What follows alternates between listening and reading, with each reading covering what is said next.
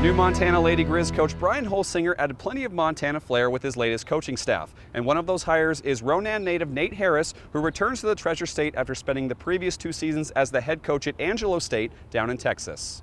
Harris has experience coaching all over the state. After a college playing career at Montana Tech, Harris coached at Tech as well as at Montana State Billings and Montana State before heading down to Texas to take his first head coaching job. For Harris, the move back to Missoula was rooted in both opportunity and being close to family again. This is home. It's always been home for me and my wife. Me being from Ronan, my wife from Missoula. Our oldest was born in Missoula, so just the chance to get back here. I always joke that, no matter where we coached, if we weren't there, if we weren't working, we were here. And so now to be able to combine that and constantly be here and be working, it's just a special experience. Harris joins the staff with the familiarity of the Big Sky Conference thanks to his time with Tricia Binford and Montana State, as well as his knowledge of the state and what fans at UM are looking for. But his experience as a head coach could also pay dividends, since Harris might know what Holsinger is going through as a head coach better than anyone on his staff. Once you've been through that, everything slows down a little bit as an assistant. You're able to focus in on some areas where you're really good, because as a head coach, you got to have your hand in everything. You got to manage everything. So now as an assistant,